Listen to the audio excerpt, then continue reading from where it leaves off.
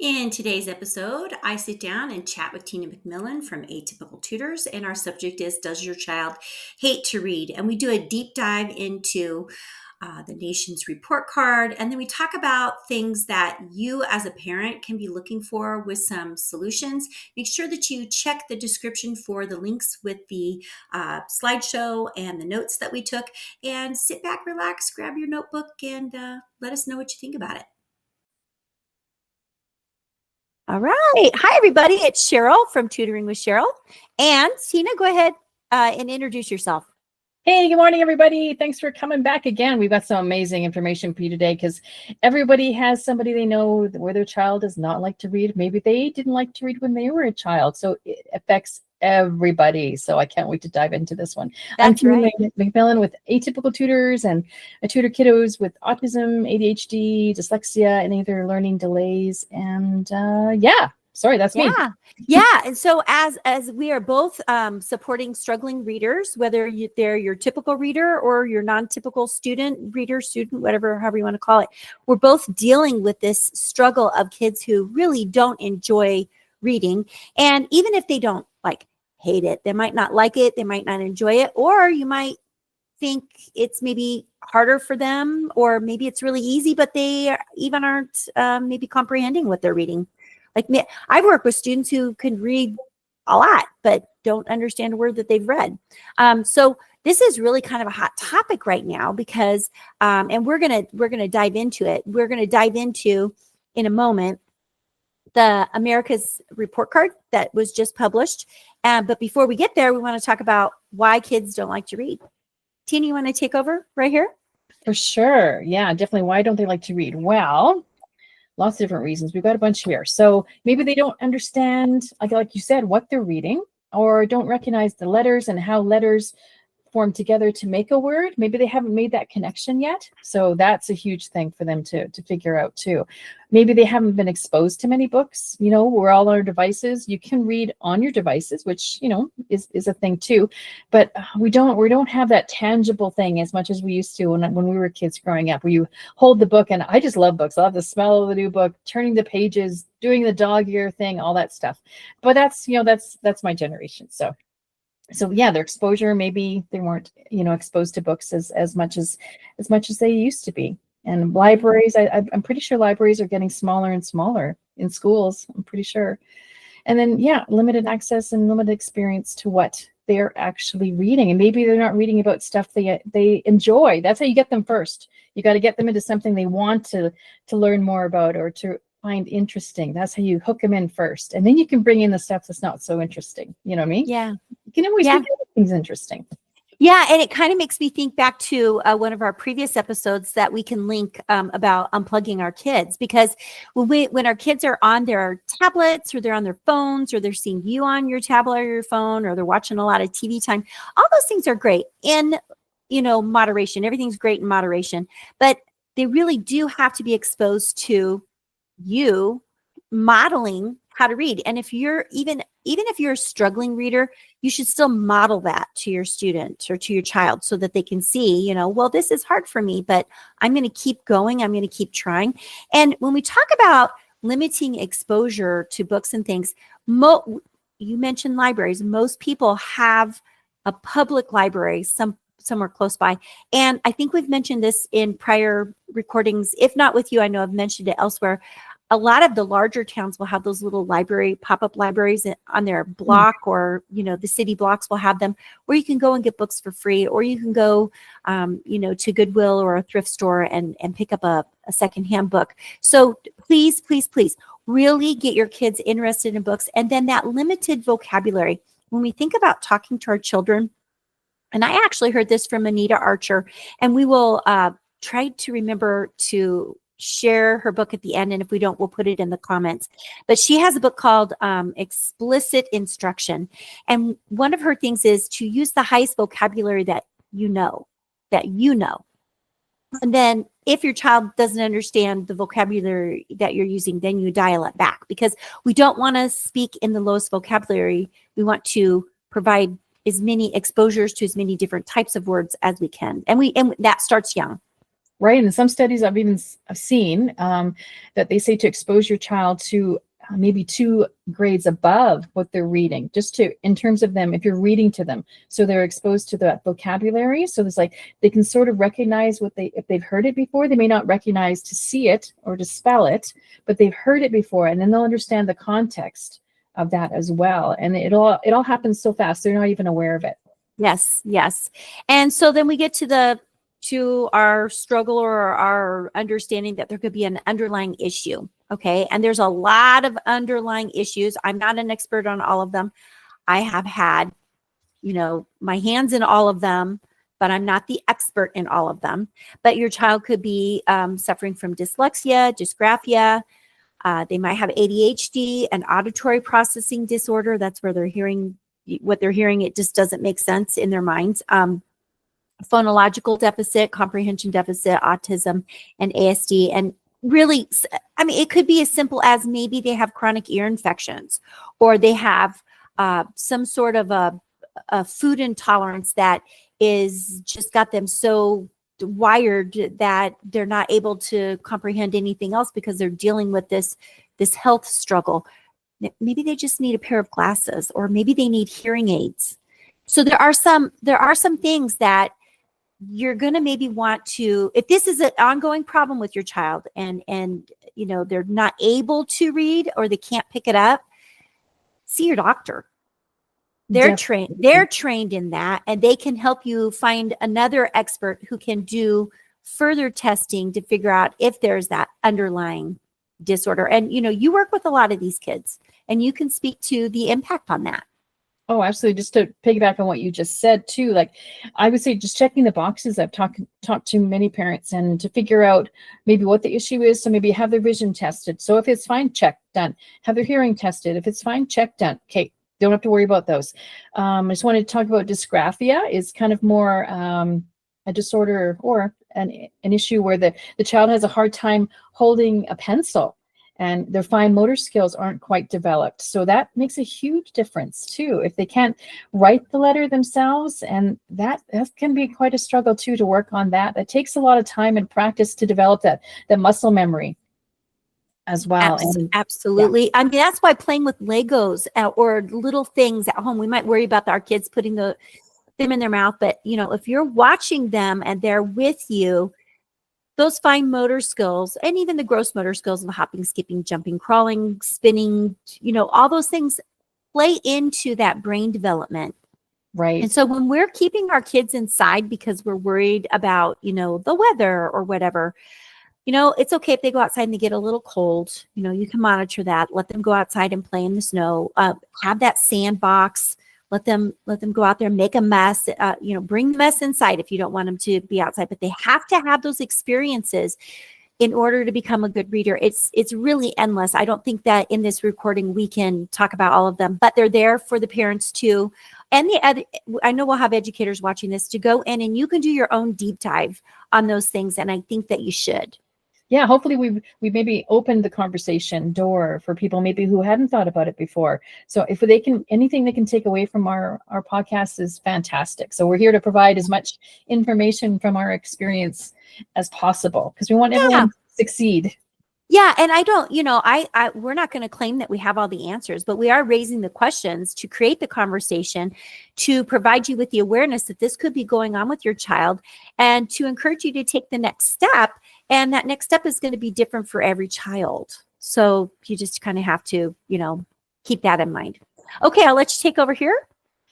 All right, so here's some signs that you should not ignore, as the title says, things if they're avoiding reading. So maybe find out why. Is it just the book they don't like? Is it just they don't like to have to sit still for so long? So then in that case, you want to break it into chunks, not read so much at a time, or make it fun, or run around as they're reading, or making, hitting a drum in between after every sentence, or, putting words together with paper and making it like a puzzle. There's so many different ways you can engage them in and however they like to get that information.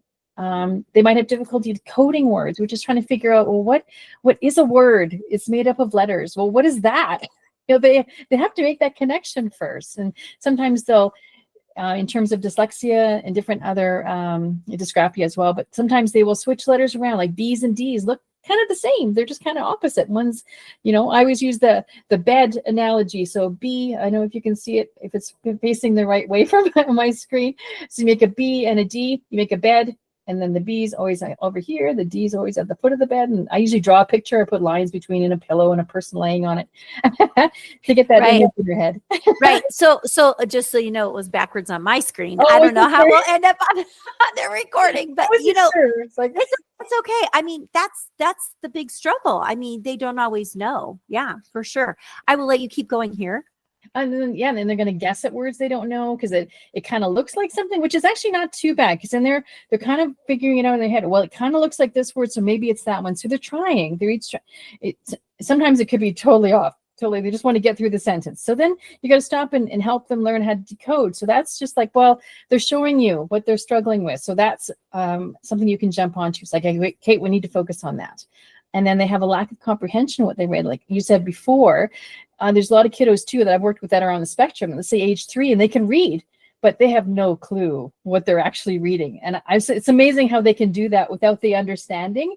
I think it's kind of like a superpower almost, but it's just not complete superpower. It's only half a cape. You know what I mean? They need the other cape to put it all together. So yeah, exactly.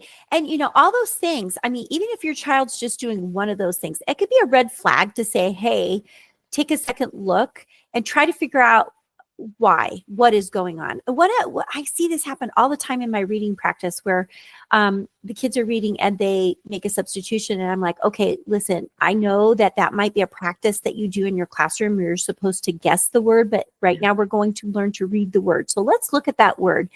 And then we isolate the vowels and the consonants and we're able to sound out that word. And sometimes the kids don't even know what the word means. And so that's where it goes back to that vocabulary piece. They can't understand it if they don't have the vocabulary. So, where we were discussing earlier, having a print-rich environment and providing reading opportunities for kids, it is really important. If they don't have the background knowledge, they can't comprehend what they're reading. So if your child only goes between your house, daycare, school, and then back home, they don't have enough background knowledge to even understand what they are reading. So that comprehension piece is going to fail there just by lack of opportunities to learn. Yeah, what a great point. Yeah. So if someone tells you that your child will outgrow a reading problem, do not ignore it. Your child cannot outgrow a learning problem. They need intervention, and you need to seek help from teaching professionals. Now, I would like to say that in the course of your child's day at school, that there will be enough time to cover this problem. In all reality, I'm not saying that this is true for every school, but in my own personal past, no matter how hard I tried, I could never bridge that gap in 1 year, especially if the child was more than a year behind. Okay. And so if they were not reading already at that grade level, comprehending, knowing the vocabulary, having the fluency, having the comprehension skills, and they were at least a year behind, saying that by the end of this year, here just at school, by what we're going to do just here at school, your child's going to overcome this. It's highly unlikely that that's going to happen. Now, I'm not saying anybody's breaking any laws by saying that that's the goal for the year. That is not what I'm saying. I'm saying the reality is if they are that far behind or further, your child's class isn't stopping just to address the reading problem or the math problem or whatever the problem happens to be. They're going to continue getting all of that grade level practice, but then your child still has to bridge that gap. So my question to you, parents, what are you going to do? And that's why when we talk about, going to parent-teacher conferences and saying, hey, what can I do? And the teacher or the other professionals are telling you, please do these things. Please do those things because it's going to take a village. It really will. And this is no fault of your child. It's just everybody's going to learn at a different rate, but we don't want you to ignore these signals. Absolutely. Yeah. Reading is a life skill. They're going to need it. Yeah. Forever. So. Yeah. So this is where we get really heavy into the text, and we're not going to read all of this to you. We'll make this available. You'll be able to find this on both of our websites at one point. But you can do a deep dive, and you can go to the National Assessment of Educational Progress, the NAEP website, and you can literally find this. Now, what I did is I just used Gemini, and I did an AI search. And I basically said, provide me with an outline that has talking points that will include these things. And this is what was generated. The report's rather long, and it will cover reading and mathematics in 4th and 8th grade here in the States, because we test yearly, but these are like when we say, okay, overall, how are our kids doing?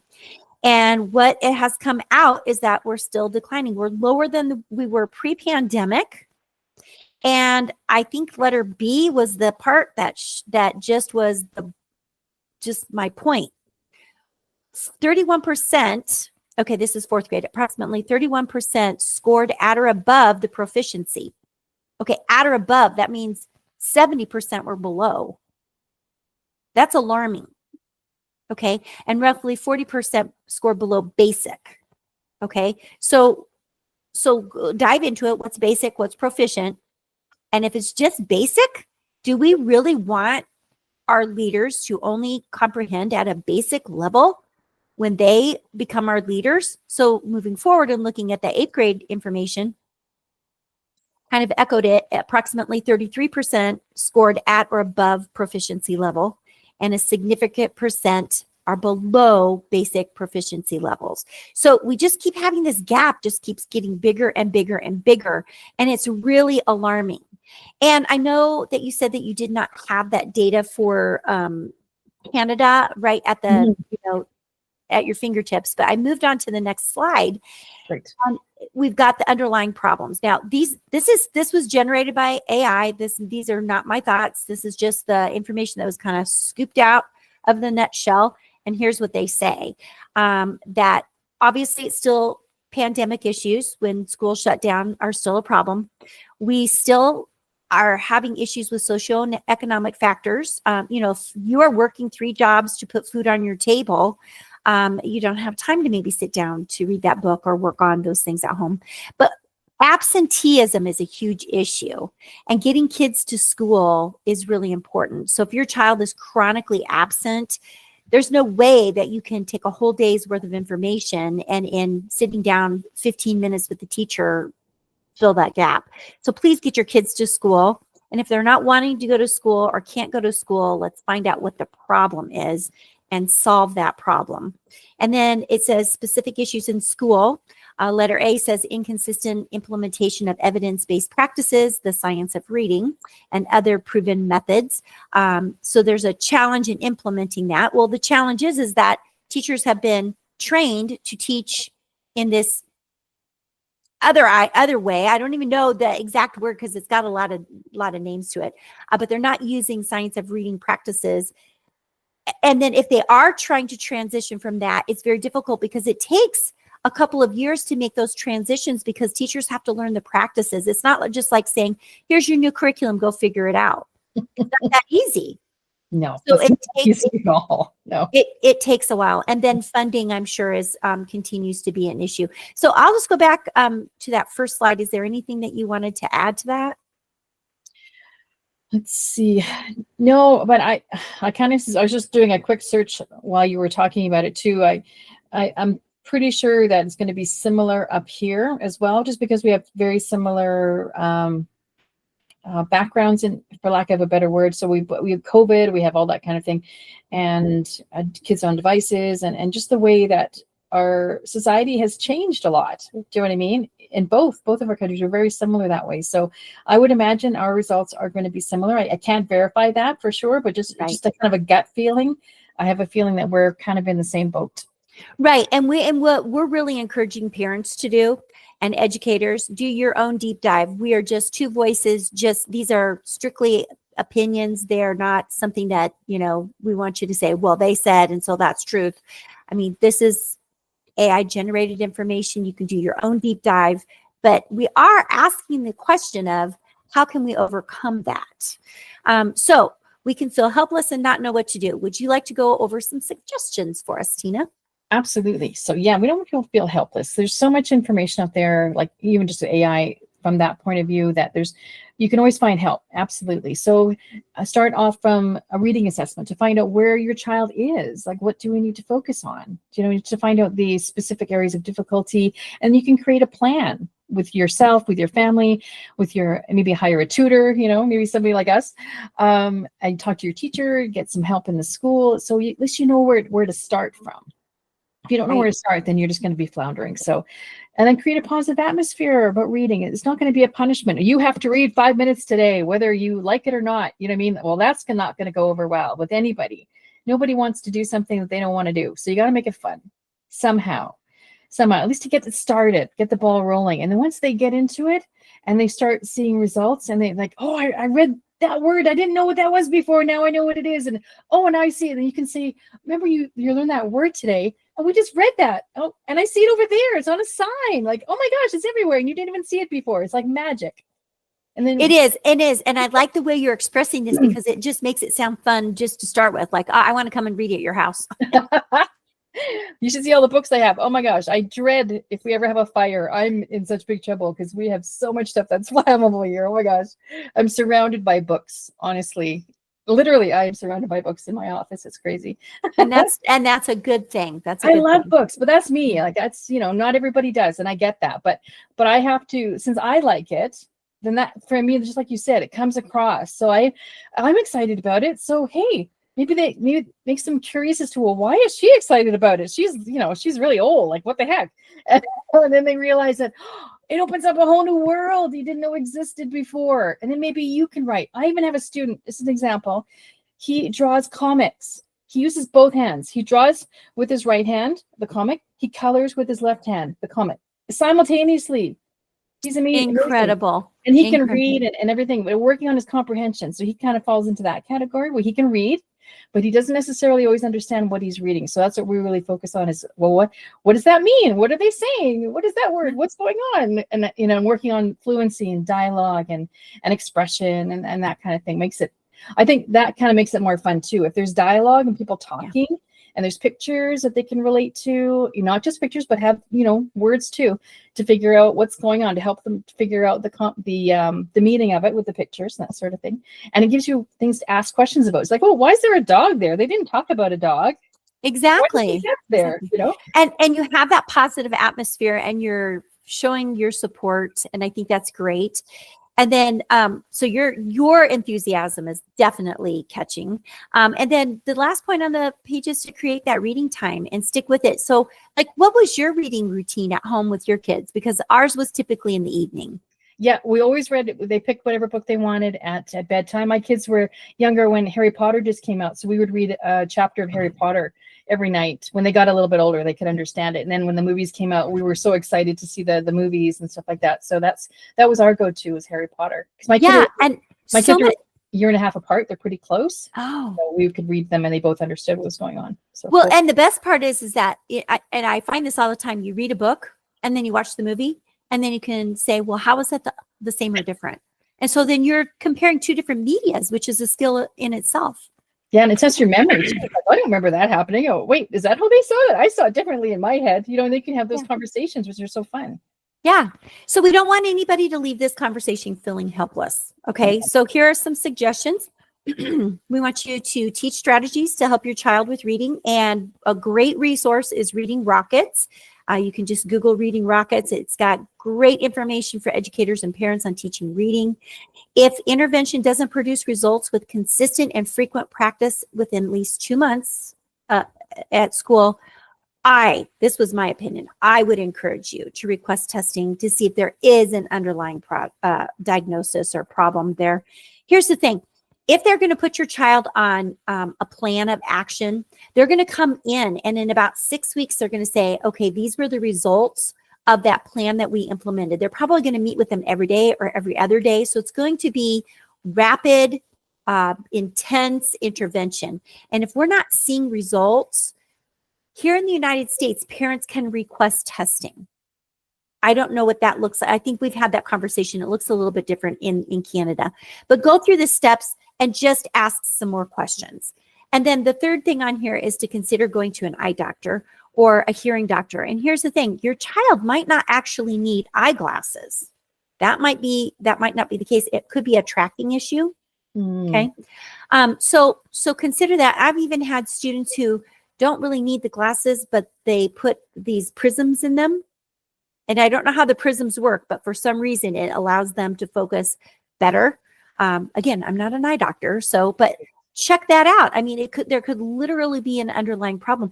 If your child was diabetic, maybe they're suffering from blurry vision, so there could be some things that are going on there that maybe need to have a second look at. And even in terms of kiddos with ADHD, there's a lot of diagnoses where kiddos with ADHD have very severe light sensitivity, almost to the fact where they have to wear sunglasses in the classroom or be sitting in a really darker area of the classroom because fluorescent lights are not great.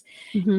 And I work with a lot of kiddos who are super sensitive to sound as well. So sometimes just the sound of the fluorescent lights, like the buzzing, buzzing. Mm-hmm. makes them really, that's all they can hear.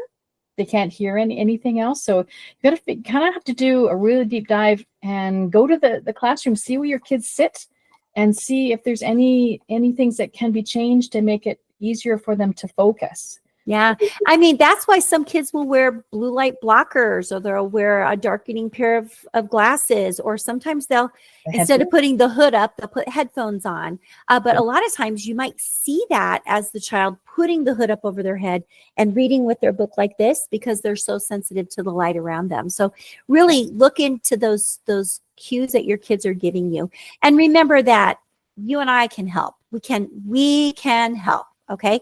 And so, just to let you know that there are some components to the science of reading. Okay. And if your child's teacher isn't incorporating these things, or you're noticing that these things are kind of being missed, ask some questions for sure.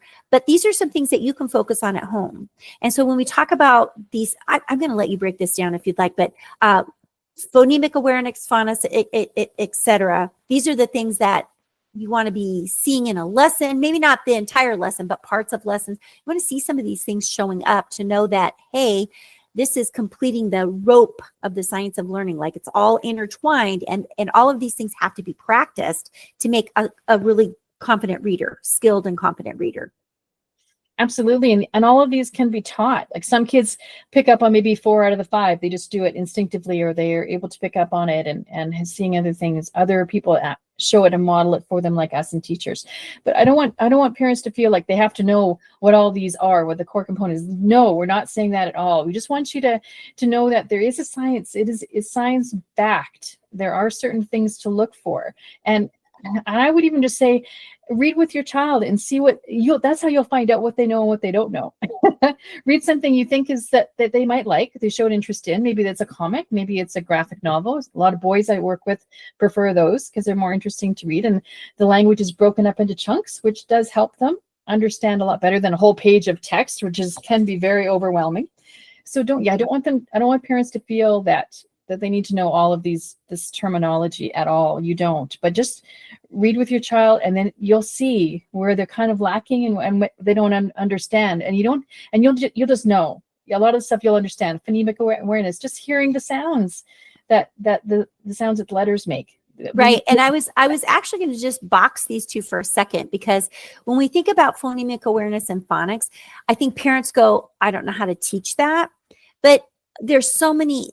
Go to YouTube. There are so many wonderful educators out there that specifically create really, like even the shorts, the shorter videos that will show you exactly how to break words apart. So if you're struggling with it and you don't want to hire somebody to do it, I mean, you could literally learn these skills on your own.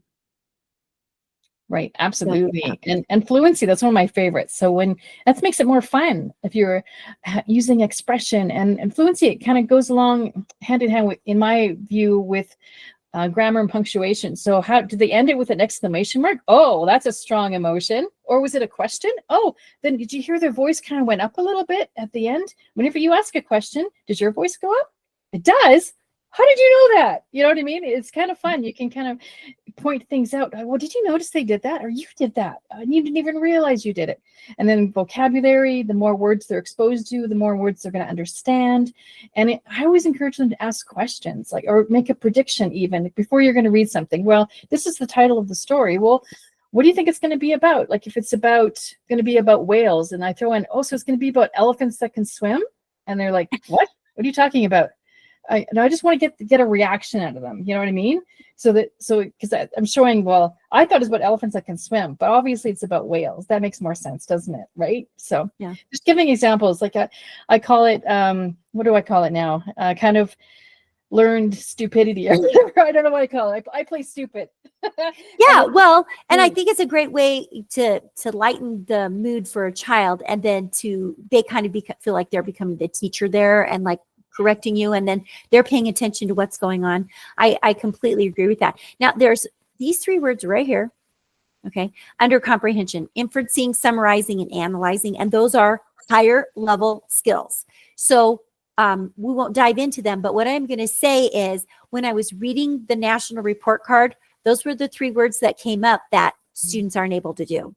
So when we're talking at a basic level, they might be able to read it, but they might not be able to understand it. And that's really what we're talking about, is making sure that our kids can understand. If we want our students to be the next leaders, they have got to be able to read, write, comprehend, have good conversation, debate, do all those things, be good decision makers for us. And so it all comes down to this language development and being able to do all of these things. And those things build on each other. So when your child is maybe deficient in one area and maybe better in another, just focus on that one area, maybe that they really need the help in.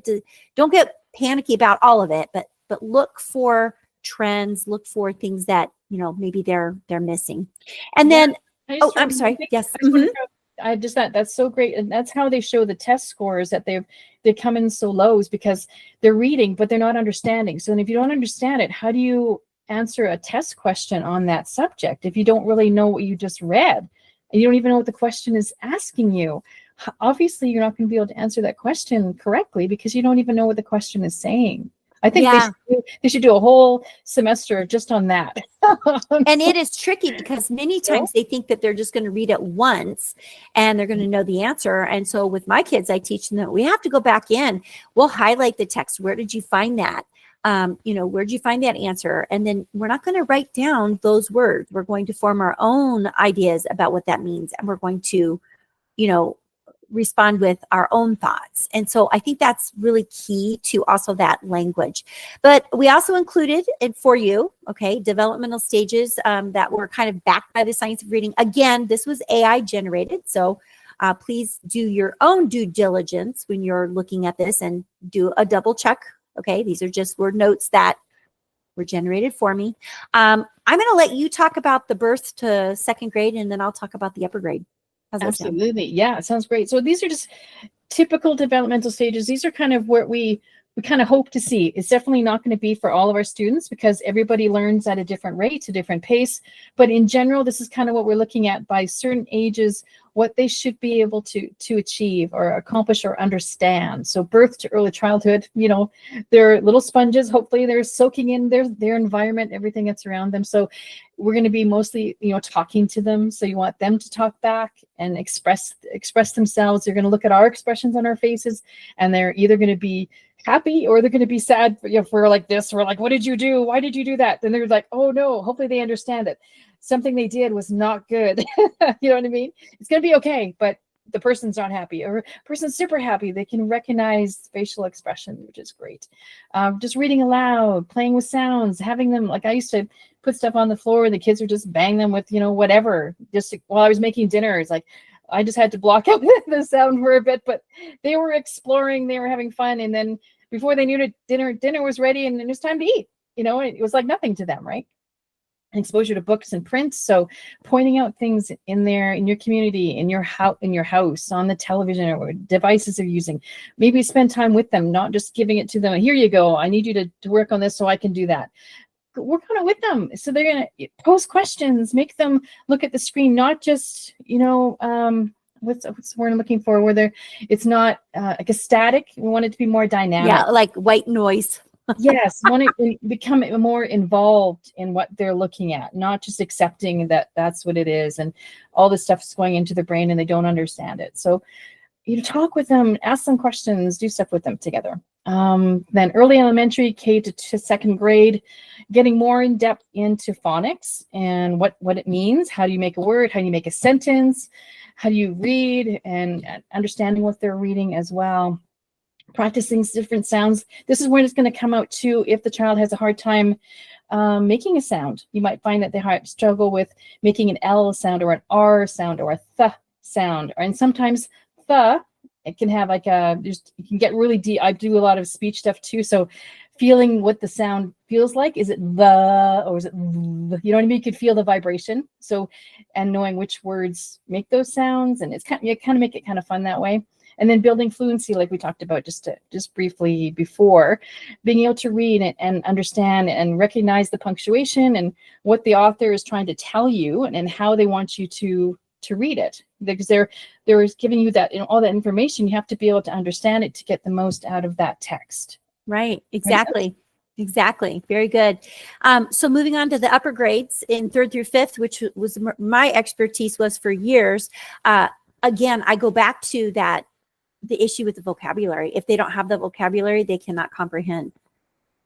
Literally, it will be a stumbling block for them. So working on the comprehension skills, reading a variety of texts. I have some kids that just want to read graphic novels, and that would drive me crazy in school because I'm like, okay, I understand that you want to read that because it brings you enjoyment. But we have to be able to read some nonfiction. We have to be able to read poetry. We have to be able to read, out of our science book, out of our social studies book. And so, just trying to get the kids out of that one little spot where they're really comfortable. So that's why, it's really important to expose your children to different types of text. Even if they don't enjoy it, it's still important to, you can still read with your child all the way through high school if you want. But it's also great for forming, those relationship building activities too. Reading a book together is really important. So we want to learn to read for a different variety of purposes. And we want to, again, continue working on that fluency, especially with more complex texts. Because even if you were going to sit down and let's say read a newspaper, most newspapers are written around 4th and 5th grade level. If your child, is, let's say, a 12th grader and they're only reading at a 2nd grade level, it's going to be hard to even read a newspaper. And I know many of the newspapers are online now, but even just reading off of X or Facebook, they have to be able to read it, comprehend it, and decide, is this true or not? And then we're talking middle and high school, 6th through 12th. And again, just reading to learn across all subjects, being able to critically think and analyze the text. And again, continuing to expand that vocabulary. You might be a student who wants to go to college, but if you have a limited vocabulary, going to college it's going to be a struggle. Not impossible, but it's just going to take you a lot longer to get through the information. So that was really just kind of there to help you, think about those baseline things. All right, you take it over from here. All right. Well, we're here to reading tutors to the rescue. Da, da, da, da, here we come. That's what we're here for. We both realize that there's a need out there, that kids are struggling and they need one-on-one support, and we can fill in the blanks. And we are both educators supporting reading students, definitely, because that's a life skill. We both have different skill sets and supporting diverse learners, because basically, I don't think I've met anyone that's not a diverse learner. Do you know what I mean? Everybody learns differently. Even myself, like looking back, wow, it's like I struggle with that, but I figured it out. It wasn't easy, but I figured it out. It would have been nice if I had someone else to point it out and say, oh, you need to do this. Oh, thank you. You know what I mean? Like it would Exactly. Exactly. And then, yeah, we do in person and online. So we can meet them where they're at, and we can really zero in on what they need help with and get them to understand and build those strengths pretty fast, really. Yeah. And I would like to address any concerns about online tutoring, because I'm only online now. I mean, I do offer in person, but they have to drive to my farm. And once they see how far that is, they typically go online. But I am, it is just so robust as far as like what I can offer online. It's almost easier to do it online. And my kids they're growing up in a technical world, in a digital world. And they're doing, even second and third graders are using iPads in the classroom. And so they really can do it. I just started with a brand new second grader, and she did fine. She did great. She loved it. She's like, I have my own meeting now. And the parents were just shocked at what we got done in 30 minutes. Whereas had I gone to their home and been sitting there would have been a lot of distractions. She was just narrowed in on what we were doing and very focused. Believe it or not, she was very focused on what we were doing. So it might come down to the child, but those have been my experiences. We do have some tips for things that you can do at home. You can read aloud. You can practice the phonics. You can use decodable books, build that vocabulary, encourage reading for pleasure, engage in those conversations, and make sure that you have a print-rich environment. We do have some resources here for you. These are all great. Do you have one that you really like, Tina? I like them all. Yeah, me too. I do like them all. I kind of like, for different reasons, I really, vocabulary sticks out because I love that website. It breaks down into little short animated music pieces and into different concepts. So I taught one family, I work with both the brother and the sister, and taught them what vowels were, and they had the song for it, and they remember. So it engages more than just the reading, engages their hearing and their movement, and we were dancing to it, and and they remembered it. It just cemented that concept, and I love that. I love just using as many senses as possible. IXL is great. Reading Rocks is fantastic. They have so many great resources for everybody. It's fantastic. ReadWorks I use a lot too, where we pick different stories for kids to read, and then they have a vocabulary thing. So you do the vocabulary first, tells you which words you're going to look for, and then build on that. And then it has questions that are already on there about the story you just read. So working on that comprehension, and you can actually do it in presentation mode, and you can color it. You can make each line of text a different color. So I kind of do that as a reward with one kiddo I work with, where he would read a sentence, and then he gets to pick the color he wants that sentence to be. And I pick the color that I want my sentences to be, and then it looks really colorful once we're all done with it. When we're done recording this, you need to show me that trick. Oh, yes. I didn't know that trick. That's wonderful. And in the States, we don't have the CA in front of it. It's just IXL.com. Oh, sorry. So, no, that's good. See, I didn't know that either. See, this is why this is really great that we're doing this Canada, United States thing. This is, we learn from each other. And then these are games that parents can kind of be looking around for. Lots of like hands-on things. Kids really like to learn hands-on. Make it fun. There's all kinds of things out here.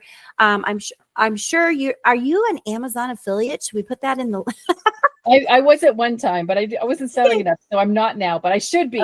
Okay. Well, in full disclosure, I am, so I might add a few of those to the link. Definitely. But we are here to help. Our links are available here. We want you to like and share this. We hope that this has brought up some great conversation for your family at home. Go and visit your nearest expert, get the help that you need, or contact one of us. So I think we're going to wrap it up now. This was a lot of information. It was great. And I always enjoy our conversation. I'm overwhelmed. We covered so much, but there's still so much to cover. We could have done this in 2 easily. I think we could have. Maybe 10. I don't know, but this will get the conversation started. And this was our 7th recording, believe it or not. And we're both posting it in different places. You can find mine on YouTube at the Tutoring with Sheryl podcast underneath the playlist, The Student Success Squad. And then Tina, you've been putting yours on your website, so it will eventually show up at Atypical Tutors. Yeah, and I have a YouTube channel as well, Atypical Tutors. So I've got all my videos there too. All right, so check us out for more information, and we want to wish you a great day. And as usual, keep the learning going.